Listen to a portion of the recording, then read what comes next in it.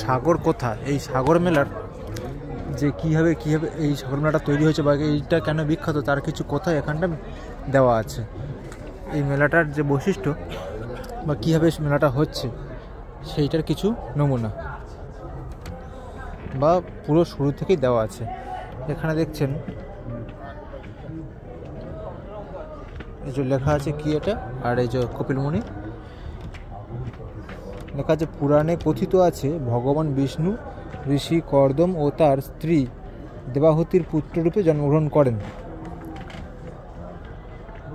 মানে কপিলমুনি শ্রী বিষ্ণুর একজন শিষ্য ছিলেন বা তার আরাধ্য দেবতা ছিলেন বিষ্ণু। নেক্সট যদি দেখা যায়, ঋষি কর্দম তার পুত্রের নাম রাখেন কপিল।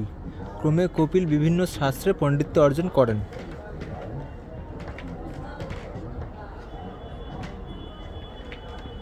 পরবর্তী যেটা আছে, তিনি সর্বশাস্ত্রজ্ঞ ও সাংখ্য দর্শনের প্রণেতা হিসাবে কপিল মুনি নামে মর্তে খ্যাতি লাভ করেন।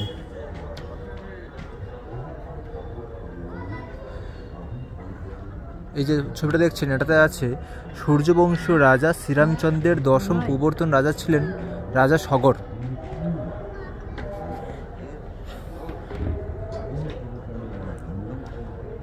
স্বর্গরাজ্যের অধীশ্বর হওয়ার আকাঙ্ক্ষায় মহর্ষি ওবের পরামর্শে রাজা সগর বিরাট অশ্বমেধ যজ্ঞ শুরু করলেন। সেই ছবিটা এখানে দেখা পাচ্ছেন। সেকেন্ড যে ছবিটা দেখছেন এটা হচ্ছে কি 60,000 পুত্র, মন্ত্রী সভাসদ ও প্রজাদের নিয়ে মহাসমারোহে অনুষ্ঠিত হতে লাগলো সগর রাজের অশ্বমেধ যজ্ঞ। পরবর্তী যে ছবিটি দেখছেন এই ছবিটি হলো সগর রাজ্যের অভিলাষ ও অশ্বমেধ যজ্ঞের কথা দেবরাজ ইন্দ্রের কানে পৌঁছয়, যার ফলে রাজপাট হারানোর আশঙ্কায় দেবরাজ ইন্দ্র ছলনার আশ্রয় নিলেন। অশ্বমেধ যজ্ঞের ঘোড়াটিকে মায়াজালের দ্বারা চুরি করে ধ্যানরত কপিল মুনির আশ্রমে লুকিয়ে রাখলেন। সেই ছবিটা এখানে দেখা পাচ্ছেন। তারপরে যে ছবিটি দেখা পাচ্ছেন এটা হচ্ছে কি নির্বিঘ্নে যজ্ঞ সমাপনের জন্য সগর রাজ্যের 60,000 পুত্র বিশ্ব ব্রহ্মাণ্ড তোলপাড় করে যজ্ঞের ঘোড়াটিকে খুঁজে অবশেষে কপিল মুনির আশ্রমে তাকে দেখতে পায়। কপিল মুনি তখনও ধ্যানমগ্ন ছিলেন। পরবর্তী যে ছবিটি দেখা পাচ্ছেন এটা হচ্ছে সগর নন্দনেরা কপিল মুনিকে নিয়মিত অপমান করতে থাকেন। একসময় কপিল মুনির ধ্যানভঙ্গ হয়, তার কথা না মানলে 60,000 সগর পুত্র ভস্মীভূত হয়ে যায়। পরবর্তী যে ছবিটি দেখা পাচ্ছেন রাজা সগর তার পৌত্র অংশুমানকে প্রেরণ করেন পিতা ও পিতৃব্যদের সন্ধানে। অংশুমান পূর্বপুরুষদের পদাঙ্ক অনুসরণ করে কপিল মুনি আশ্রমে এসে পৌঁছন এবং স্তূপীকৃত ভস্মরাশি ও যজ্ঞের ঘোড়াটিকে দেখেন।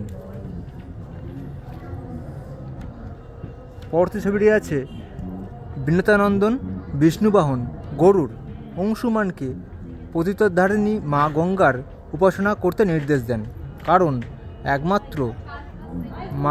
একমাত্র গঙ্গার পবিত্র জলেই মৃতদের আত্মার মুক্তি সম্ভব। পরবর্তী ছবিটি বহু প্রজন্ম পরে রাজা ভগীরথ পিতৃপুরুষের মুক্তিকল্পে তপস্যায় রত হলেন এবং তারপর যেটি দেখছেন এটাতে আছে ব্রহ্মা বিষ্ণু মহেশ্বর সর্বশক্তিমান ত্রিদেব ভগীরথের নিষ্ঠা ও কঠোর তপস্যার প্রসন্ন হলেন।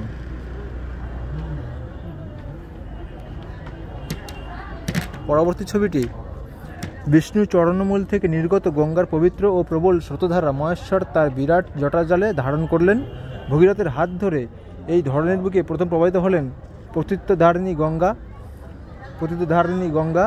কপিল মুনির আশ্রমে স্তূপীকৃত ভস্মরাশি তার পবিত্র জলে ধুয়ে গেলে সামমোচন হল সগর রাজার 60,000 পুত্রের।